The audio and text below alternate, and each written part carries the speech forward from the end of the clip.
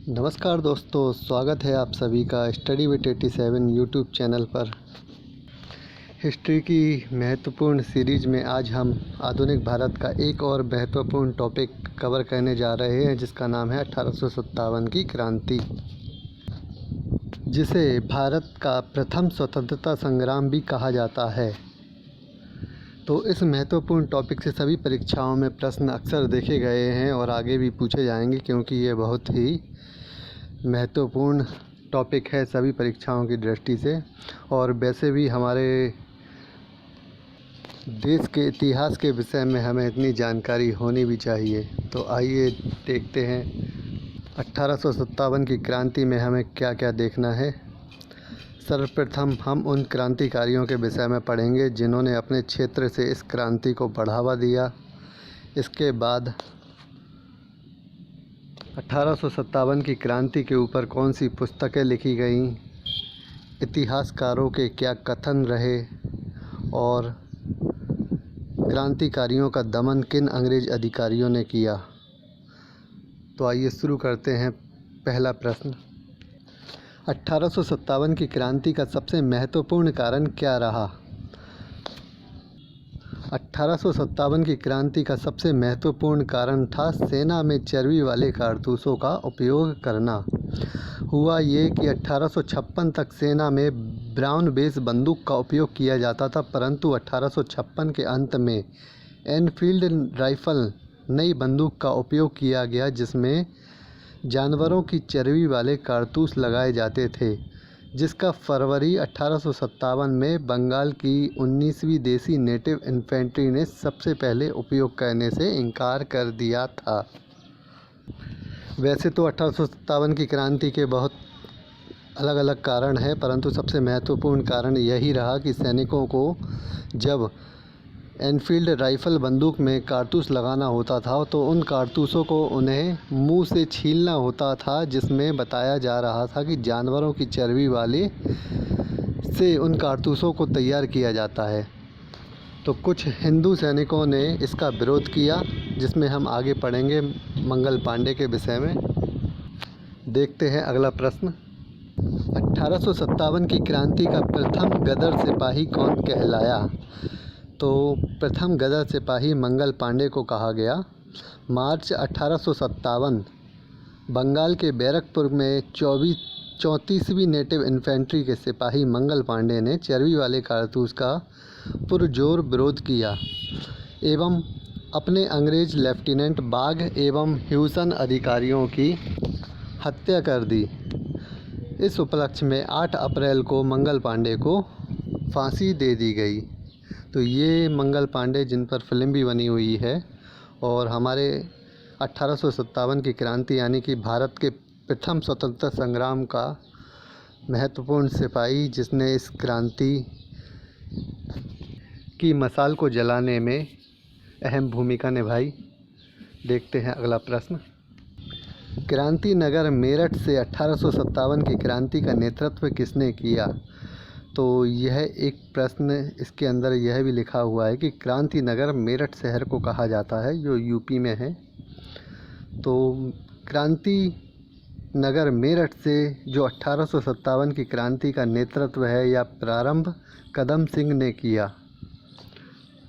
1857 में मेरठ की 20वीं नेटिव एवं थ्री लांसर घुड़सवार के 90 सिपाहियों ने एनफील्ड राइफल का विरोध किया। इन सिपाहियों का कोर्ट मार्शल कर दिया गया। 10 मई को मेरठ छावनी से क्रांति का आरंभ हुआ। हालांकि इस क्रांति का आरंभ मेरठ से हुआ, परंतु अकेला व्यक्ति मंगल पांडे ऐसा था जिन्होंने इन एनफील्ड बंदूकों का बहिष्कार कर इनका विरोध किया था। आगे चलकर मेरठ से यह क्रांति का शुभारंभ हुआ।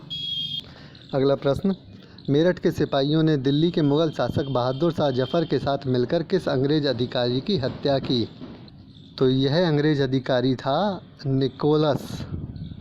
दिल्ली से क्रांति का नेतृत्व मुग़ल बादशाह बहादुर शाह जफ़र ने किया। बहादुर शाह जफ़र ने अपने सहायक बख्त खां को साहब ए आलम की उपाधि से भी नवाजा था, या उपाधि का पूरा नाम कहें तो साहब ए आलम बहादुर की उपाधि। निकोलस की हत्या के बाद अंग्रेज अधिकारी हडसन ने बहादुर शाह जफर के पुत्रों की हत्या कर दी। यह घटना खूनी दरवाजे के नाम से घटित है और इसी के साथ बहादुर शाह जफर को रंगून भेज दिया जाता है। तो दिल्ली से इस प्रकार क्रांति रुक जाती है और आगे चलकर उत्तर प्रदेश के प्रमुख शहरों से, उस समय जो अवध के नाम से जाना जाता था, वहाँ से क्रांति आगे बढ़ती है। तो आइए देखते हैं अगले प्रश्न में। 1857 की क्रांति का लखनऊ से नेतृत्व किसके द्वारा किया गया? तो बेगम हजरत महल। बेगम हजरत महल को महक परी की उपाधि भी मिली। बेगम ने अपने पुत्र कादिर को नवाब घोषित किया। लखनऊ में इस क्रांति का दमन अंग्रेज अधिकारी कैंपबेल ने किया था। प्रश्न इस प्रकार भी पूछे जाते हैं कि जैसे कि लखनऊ में किस अंग्रेज अधिकारी ने क्रांति का दमन किया, बनारस में किसने किया, इलाहाबाद में किसने किया। तो इन सब दमन अधिकारियों के नाम भी आपको याद रखने हैं। आइए देखते हैं अगला प्रश्न। 1857 की क्रांति के दौरान गवर्नर जनरल कौन था? तो उस समय लॉर्ड कैनिंग भारत का गवर्नर जनरल था। 1857 में लॉर्ड कैनिंग ने इलाहाबाद को आपातकालीन मुख्यालय बनाया, जबकि विद्रोह के दौरान ब्रिटिश प्रधान पामर्स्टन था।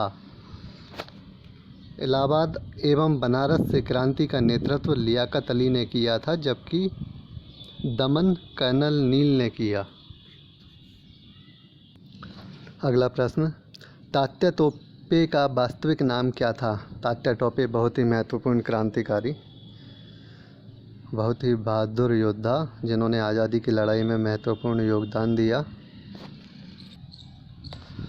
तात्या टोपे का वास्तविक नाम रामचंद्र पांडुरंग था। तात्या टोपे ने क्रांति का नेतृत्व कालपी से भी किया। इसके अलावा कानपुर में नाना साहब के सहायक एवं झांसी से रानी लक्ष्मीबाई के सहायक के रूप में भी तात्या टोपे ने काम किया था। जॉर्ज फॉरेस्ट ने तात्या टोपे को सर्वश्रेष्ठ क्रांतिकारी बताया। पूछा गया है पेपर में कि किस व्यक्ति ने तात्या टोपे को सर्वश्रेष्ठ क्रांतिकारी बताया? George forest.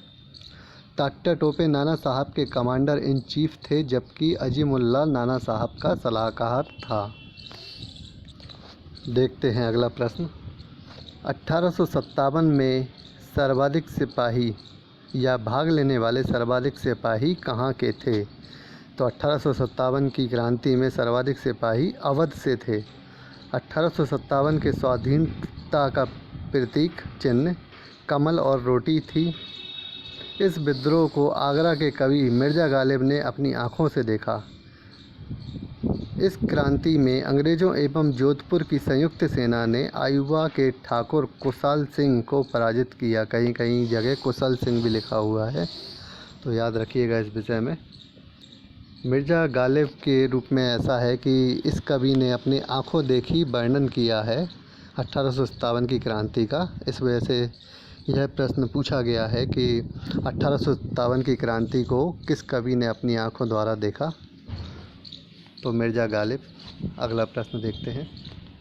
1857 के विद्रोह में किस क्रांतिकारी पर अंग्रेज़ों ने 50,000 रुपये का इनाम रखा? तो ये क्रांतिकारी थे अहमदुल्ला। मौलवी अहमदुल्ला ने फैज़ाबाद से क्रांति का नेतृत्व किया। उन्होंने जिहाद को आधार बनाया और हेनरी लॉरेंस को हराया। अंग्रेज़ों की सर्वाधिक सहायता करने वाला राजवंश ग्वालियर का सिंधिया परिवार था। कैनिंग का कथन था कि अगर ग्वालियर के सिंधिया भी क्रांति में शामिल हो जाते तो हमें भारत छोड़ना पड़ता। इस प्रकार के कथनों के बारे में हम आगे और देखेंगे। तो आइए देखते हैं अभी अगला प्रश्न। झांसी की रानी लक्ष्मीबाई को क्रांतिकारियों में अकेला मर्द किसने कहा? तो हीरोज अंग्रेज अधिकारी। रानी लक्ष्मीबाई के बचपन का नाम मणिकर्णिका एवं मनु था। रानी लक्ष्मीबाई से पूर्व झांसी की क्रांति का नेतृत्व काले खां ने किया था। रानी लक्ष्मीबाई ने आगे बढ़कर इस विद्रोह के मोर्चा को संभाला और उन्होंने झांसी से लड़ते लड़ते ग्वालियर तक इस क्रांति का रुख बदल दिया। ग्वालियर पर अधिकार तक कर लिया। वहाँ लड़ते लड़ते रानी लक्ष्मीबाई मृत्यु को प्राप्त हो जाती है। झांसी से क्रांति का दमन करता अंग्रेज हीरोज था, जिसने यह कथन कहा था सिंधिया परिवार के विषय में, ये वही हीरोज है। अभी मूवी भी आई थी मणिकर्णिका, जिसमें आपने देखा होगा। तो आइए इन प्रश्नों की श्रृंखला के बाद अब हम देखते हैं क्रांति क्षेत्र, वहाँ से नेतृत्वकर्ता और दमन अधिकारी एक पेज में। यहाँ से आप स्क्रीनशॉट लेकर भी नोट्स बना सकते हैं। अक्सर इन पर प्रश्न पूछे जाते हैं कि जैसे कि क्रांति क्षेत्र लखनऊ से किसके द्वारा क्रांति का नेतृत्व किया तो बेगम हजरत महल और दमन अधिकारी कैंपबेल था। कानपुर से नाना साहेब ने नेतृत्व किया और इन्हें दोडो पंथ भी कहा जाता है। कैंपबेल ने यहाँ भी दमन अधिकारी की भूमिका निभाई। दिल्ली से मुग़ल सम्राट बहादुर शाह जफ़र और निकोलस और हडसन यहाँ के दमन अधिकारी थे। जगदीशपुर से कुंवर सिंह बहुत ही महत्वपूर्ण व्यक्ति, करीब 70 से 80 साल के बुज़ुर्ग, जिन्होंने इस क्रांति में नेतृत्व किया, जगदीशपुर बिहार से। और दमनकर्ता विलियम टेलर। बरेली से खान बहादुर खान ने नेतृत्व किया। दमन अधिकारी विंसेंट आयर। इलाहाबाद से लियाकत अली। इलाहाबाद और बनारस दोनों जगहों से लियाकत अली ने नेतृत्व किया था और दमन अधिकारी कर्नल नील। फैजाबाद से अहमदुल्लाह और दमन अधिकारी रेनाड। झांसी से तो अभी पिछले प्रश्न में हमने देखा ही, रानी लक्ष्मीबाई ने नेतृत्व किया, जबकि दमन अधिकारी हीरोज था। इन महत्वपूर्ण क्षेत्रों के अलावा और भी 2-4 हैं, जैसे मथुरा से देवी सिंह ने क्रांति का नेतृत्व किया। असम से दीवान मनीराम ने। उड़ीसा से सुरेंद्र शाही। सतारा महाराष्ट्र से रंगोजी बापू। कश्मीर से गुलाब सिंह। गंजाम से राधा कृष्ण दंड सेना। तो ये प्रमुख क्षेत्र थे, इनके अलावा प्रश्न नहीं पूछा जाता। आगे देखते हैं 1857 की क्रांति के विषय में किन इतिहासकारों ने क्या क्या कथन दिए। तो पहला, वीर सावरकर ने 1857 की क्रांति के लिए कहा कि यह भारत का प्रथम स्वतंत्रता संग्राम था। अशोक मेहता ने कहा कि यह स्वतंत्रता संग्राम था। रमेश चंद्र मजुमदार, इन्होंने बिल्कुल विपरीत बात कही है कि ना यह पहला, ना यह राष्ट्रीय, ना यह स्वतंत्रता संग्राम था। सुरेंद्र नाथ सेन, SN सेन, इन्होंने 1857 की क्रांति के विषय में कहा कि सैनिक विद्रोह से अधिक, राष्ट्रीय विद्रोह से कम, यानी कि कुछ यह सैनिक विद्रोह से ऊपर था परंतु राष्ट्रीय विद्रोह से कम था। बेंजामिन डिज़रायली, बहुत ही महत्वपूर्ण व्यक्ति, इन्होंने कहा कि यह राष्ट्रीय विद्रोह था। लॉरेंस ने कहा कि यह सैनिक विद्रोह था। TR होम्स का कहना था कि सभ्यता और बर्बरता के मध्य संघर्ष था। इनके अलावा कुछ पुस्तकें भी हैं जो 1857 की क्रांति के ऊपर लिखी गई हैं। BD सावरकर की पुस्तक है भारत का स्वतंत्रता संग्राम। SN सेन की पुस्तक है 1857 यानी 1857। रमेश चंद्र मजुमदार की पुस्तक का नाम है सिपाही mutiny and revolt of 1857। PC Joshi की पुस्तक है रिबेलियन 1857। जॉन फेयो की पुस्तक का नाम है हिस्ट्री ऑफ सिपाही वार। इसके अलावा अशोक मेहता की पुस्तक है 1857 भारत का स्वतंत्रता संग्राम। तो यह हमने 1857 की क्रांति से संबंधित सभी प्रश्नों पर चर्चा की। इनके अलावा इस टॉपिक से और कुछ नहीं पूछा जाता। यह topic UPPSC, UPSSC, railway, UP police, इन सभी के लिए बहुत ही महत्वपूर्ण है। तो इस टॉपिक के द्वारा आप नोट्स बना लीजिए और उनका रिवीजन करते रहिए। और इस तरह की वीडियो पाने के लिए देखते रहिए स्टडी विद 87। मैं राहुल, और जिन्होंने अभी तक चैनल को सब्सक्राइब नहीं किया, चैनल को सब्सक्राइब कर लें। वीडियो अच्छी लगे तो लाइक शेयर भी ज़रूर करें। धन्यवाद।